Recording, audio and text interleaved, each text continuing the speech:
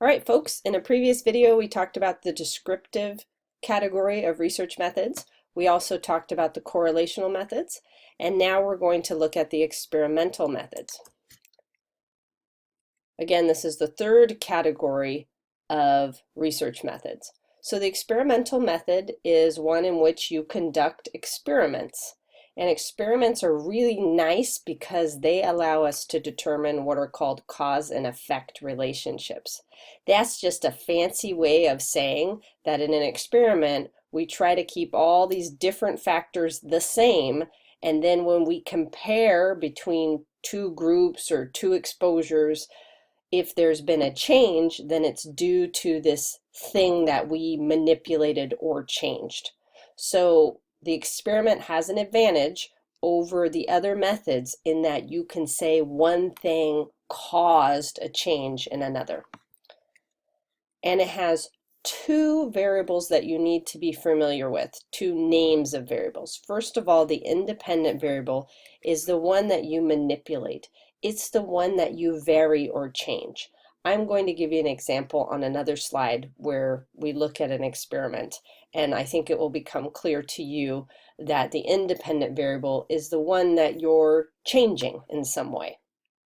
And when you make a change in that way, you need to measure something, and that is the dependent variable. Often in experiments, there's more than one dependent variable. This is the one that you're measuring, the one that you're looking for, the one you're assessing in order to see if there was some kind of change. I'm going to illustrate these for you using an example from an experiment that was done many years ago now. But I don't need you to know about the experiment itself. I'm not going to ask you questions about it. It's just an illustration of how an experiment might be set up that's a little more complex than just a very simple experiment. So let me show you kind of how this works. So what this researcher did is he drew a sample of participants. They were college-age males. They were all moderate drinkers of alcohol. And he brought those college-age males into a laboratory setting. And in the laboratory setting, he told them that he was interested in something different, but he was actually looking to see what the alcohol would do to their behavior in terms of aggression. He didn't tell them this up front. So the setup was like this. The research participant would come in, there would be someone sitting in the waiting room with them, and that person was what we call a confederate. That's someone who's in on the experiment. They're working for the researcher, but the other participant or participants, they don't know that. So they brought in this participant, the person that didn't know anything about what was going on, and they put them in a waiting room. And in the waiting room with this confederate who's in on it, the confederate starts to just say rude things and tries to like really make that person irritated, gets them mad. So that was the job of the confederate. Then thereafter, they're put into a situation where the participant is then able to shock that person that was irritating them. Of course, this was all set up. The person was not actually getting shocked, but they wanted to see if this, what they defined as aggressiveness, would come out in this way based on drinking alcohol or the expectation of having alcohol. So this is how it was kind of set up. There were these different groups. So these participants would come in and they'd be assigned to a different group. So there were quite a number of different groups. So let's take a look. At the top here, you see the drink received. And kind of a classic way to look at experiments is to put them into this kind of grid so that you get a sense of kind of how many groups there are and so on. So drink received, they either got alcohol or they got tonic water. And tonic water is kind of something that's often mixed with alcohol, has kind of a not a great pleasant taste, and it can mask the presence of alcohol in it. And so if you were getting just plain tonic water, you might not know it didn't have alcohol in it. So here they get the drink received, and there are two conditions. Either they get alcohol or they get tonic. It's been broken into two pieces, alcohol or tonic. Here there's the drink expected, and they varied this too. They either were told, hey, you're getting alcohol, or hey, you're getting tonic water. It doesn't have any alcohol in it. It's just plain tonic water. And so if you put these two together, so if you bring down this top one and you bring over this one, you notice that I coded them by color. So here's the A here for the drink received, and here's the A here for the drink that they expected. So this person expected alcohol and they actually got alcohol. This person over here expected alcohol. They were told, hey, you're getting alcohol, but what did they actually receive? That's right, they received tonic. So this person is thinking that they have the alcohol, but they don't. Down here, you see that this person is expecting tonic, but look, they're actually getting what? Alcohol. And this person here, or this group of people, I should say, because these are actually not individuals, but actual groups of participants, tonic and tonic. So they're being told they're getting tonic, see the yellow, and then they're actually receiving tonic, see the purplish color. And so they did this, and then they were measuring, the thing that they were measuring was kind of the duration of the shock that was administered. So this is how they defined aggressive behavior. The longer the duration, the more aggressiveness the person was showing. And so at the time, the reason this became interesting is because people always said things like, oh, you know, when so-and-so gets drunk, they're under the influence of alcohol, they behave aggressively. So there was this assumption that if people drank alcohol, they might then be more aggressive. But you and I have always seen things at parties we go to where you're with someone and you see that they really haven't consumed much alcohol at all, and yet then their behavior changes. You just put a beer in their hand and suddenly they're the life of the party and they're acting like they're a little bit buzzed when in fact you know they can't be. So he wanted to tease out, was it the alcohol or the expectation of alcohol that actually changed and brought about this aggressive behavior? And what he found was that people who were expecting alcohol and got alcohol were equally aggressive to one of the other groups. And if it were this group, that would be they expected tonic and they got alcohol. That would mean that they didn't know they were getting alcohol and then they were still acting aggressively. But that's not what he found. He found that this group was also equally aggressive in terms of giving those shocks. And this group, look here, they expected alcohol, but they were given tonic. So this is like a placebo effect, where the person's being told, hey, you're getting some booze in here, and yet they're not. And their behavior changed just because of the expectation of alcohol. If it was the alcohol itself, we would have expected this group and this group to change, but it didn't. Now this group down here, the TT group, sorry, went ahead a little bit. The TT group, they are what we would call a control group. They show up in the lab. They don't get the active component here. They don't get the active component here. They're our comparison group, and that's known as a control group. So I show you this for a couple reasons. It's kind of an elaborate study, but it shows you that there are two, and this is the important piece, there are two independent variables. These are the variables you're manipulating. The first one is drink received, and it has two levels. The first one is alcohol, and the second one is tonic.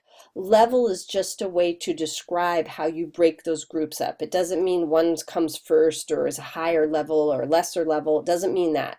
It just means that you have one independent variable, two levels. You could have had three levels. You could have added in orange juice, for example, or water, for example. You could add four levels. So here's one independent variable with two levels, and then here's your second independent variable, again with two levels. Drink expected, either alcohol or tonic.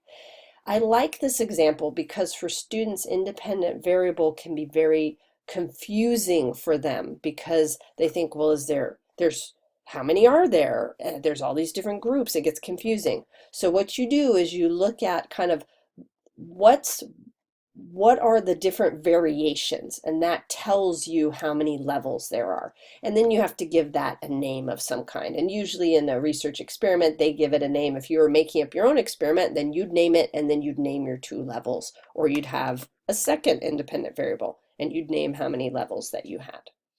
The researchers determine this. The other thing is that we also have a dependent variable here. What is the thing that they are measuring? In this case, it's aggressive behavior defined as duration of shock administered. And so that is your dependent variable. Let's take a look at a few more terms. The control group is the one that doesn't get the treatment. In that previous example, that would be the group that was told they were getting tonic and did give tonic. They still show up, but they're not getting the active form of those independent variables. And it's used for comparison.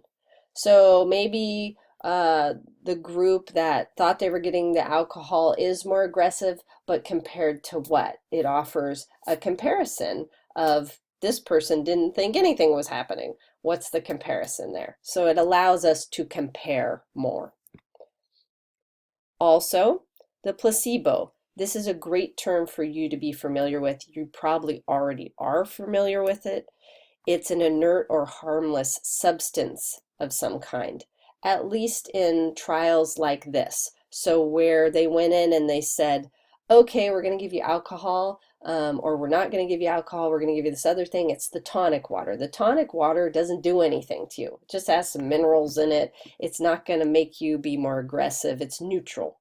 And usually you hear about placebos in drug trials. So they'll give one group of participants experimental medication, and then they will give another group of participants a placebo medication, which looks just like the medication, and yet it's inactive. It's a sugar pill. It's a saline solution that's injected. It looks like it, but it's not it. And when you have a response to that, that is called the placebo effect. So in the case of the alcohol, that really was a placebo effect. The person was told, hey, you're getting alcohol, and they weren't. And yet then they started to behave more aggressively because of the expectation of the alcohol, not the alcohol itself in that case. So this is the fancy definition. The response of the treatment to treatment is due to the expectation of the treatment and not the treatment itself.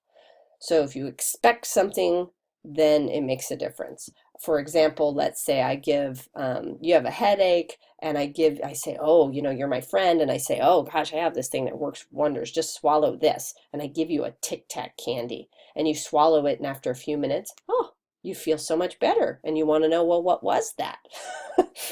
And that would be a placebo effect. There is also something called experimenter bias, which in experiments can be pretty far-reaching. The experimenters will generally try to set up a study so that it reduces bias on their behalf, like an expectation or a desire that they want to have a study turn out a certain way. That's one reason that you want to be careful of the research you look at, because sometimes, for example, a certain kind of study is paid for by a certain company or a certain group, and they have a vested interest in that researcher finding a certain result, and that might bias the actual experiment itself, how it's designed, how it's run, how it's interpreted, all of those things. One of the ways we protect against this is by doing what's called a double-blind procedure, which is when the experimenter doesn't know what, for example, drug or condition the person's being exposed to, and the person themselves doesn't know. So it's double blind because the researcher doesn't know and the person doesn't know. I had a student years ago who raised his hand in class and said, oh yeah, I run those trials out at Stanford. And so he worked in the pharmacy, and he would set up the trials. the researchers would come in, they would be like, okay, we need this many folks here to get this type of drug, we need this many to get the placebo, and then he would randomly assign them to which group and which medication, and he would give the medications to them, and the researcher would say to the participants, I don't know which one you're going to get. You're either getting the placebo or the regular one, but we won't know until the end of the study. And that's just one way to prevent the researcher from, looking at the participant and saying things like, oh, wink, wink, you'll probably feel much better. And when they're giving the active drug, and then, oh, sorry, we'll see how this one goes for you on the inactive substance. And that alone could change the person's response to a medication. So one thing to note also about experimental evidence is that folks that do experimental research know that what they're doing is just a small fraction of what could potentially be done in the future. And so when they report that, they usually say things like, this provides evidence for, this provides support for our theory, this suggests, and they don't say things like proven. Anytime you're looking at an advertisement, let's say it's like for a facial cream that reduces wrinkles, it'll say something on the advertisement like clinically proven to reduce wrinkles by 98% within 2 weeks. And when you read that, you have to be very cautious, because anytime you hear something is proven, that's not the typical approach that researchers take. Usually they say this is strongly supported, the evidence is quite robust for our conclusions, but they refrain from usually saying proven, because they know that this is just one study on a particular topic, on a particular product, on a particular medication, on a particular behavior. And they kind of stay away from that. And that's what you should do in good science. So that's something I want to warn you of when you're looking at things like products and they're doing advertising. But also, it really depends on what they did, how they did it, and what the sample size was. So maybe they took 3 people. And is that a good sample? Does that represent everyone who might use this facial product? Not necessarily. So let's talk about sampling, because this is something that sometimes is hard for students to understand. Let's imagine you go to Costco. You go to Costco on the weekend. I love going to Costco. My husband loves going to Costco. He likes to try all the samples they have out on the weekend. So let's say you go to Costco and you get a little tiny cup, a little sample of chili. And you take a bite of that chili, and it has a certain ratio of beans to onions to spices to, whatever else is in that chili. And then let's say you try that sample and then you say, oh, I'm going to buy this. And you buy, 15 cans of this chili. And you get it home and you open it up and you pour it into the pot, and it's almost all tomato sauce. Well, that sample wasn't representative of the actual population of chili that you just purchased. Fortunately, Costco's awesome. You could probably return it. A sample is a little piece of a population. Now, that population is defined by the researcher. So if I was doing research at Ohlone, I might say, okay, my population is students in Psych 101 classes or Psych 108 classes. And that's my population. And then I'm going to sample from that population. So it's however the researcher defines a particular population that you then pull the sample from. That sample, you want it to be representative. Now, using statistics, you can if you get a large enough number from that population and it's also random, then chances are good you're going to have your sample be representative. So representative in the case of the chili is you have the same ratio of beans to onions to, spices to other things that are present in that chili. In doing human sampling, you want it to be representative. In other words, however, let's say it was the population of Fremont, you would need to take a large enough sample and have it be random, and what you would hope to get is that it would represent the population of Fremont. It would represent it in terms of socioeconomic status. That's a fancy term for how much wealth you have. You want it to be representative in terms of ethnicity. You want it to be representative in terms of gender and age and so on. And you wouldn't want to, for instance, go into Fremont and say, I'm going to select just all the people with whatever, blue eyes or brown eyes or whatever it is. That wouldn't be representative of all the people in Fremont. So you want to select in such a way that your little sample looks just like your big population. Just like the chili sample should look like the big thing you're going to buy at Costco. And randomness helps to do this. The classic way to random sample is to put all these names in a hat and pull those out randomly. You pull out names from a hat, everyone has an equal chance of being selected. And when you do this, and you do it properly, and you make your sample the right size, then you will end up with, statistically speaking, a sample that is also representative.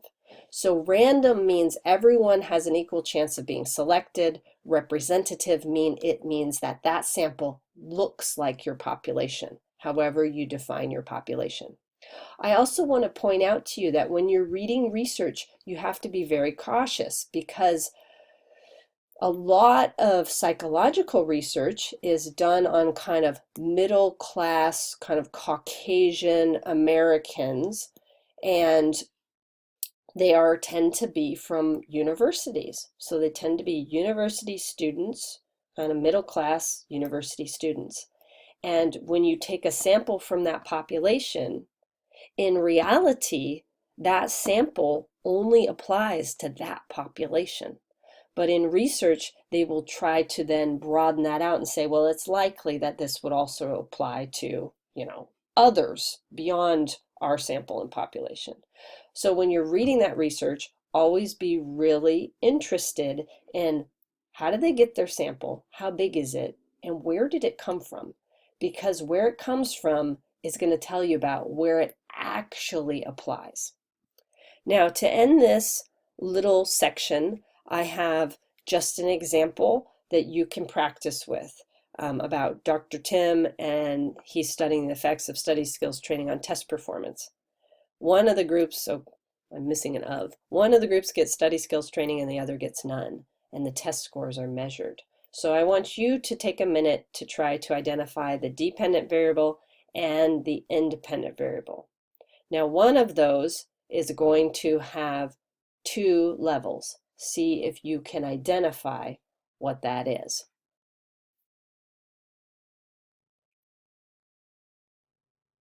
In fact, you could pause it right now because I'm going to tell you the answer. So the dependent variable is the one that you are measuring. So what was measured? Yes, test scores. The independent variable is the one that you're changing or manipulating. And so what they're changing and manipulating is here. One of the groups gets study skills training and the other gets none. So you would name that independent variable training, for example, training, and then underneath that you would branch it in 2 directions. So it would have 2 levels. They would get the study skill training or absence of training, no training. And so that is the independent variable with its 2 levels. Training, you could call it, and then you have study skills training and absence or no study skills training. So that's 2 levels. I hope you found the video helpful. Let me know if you have any questions.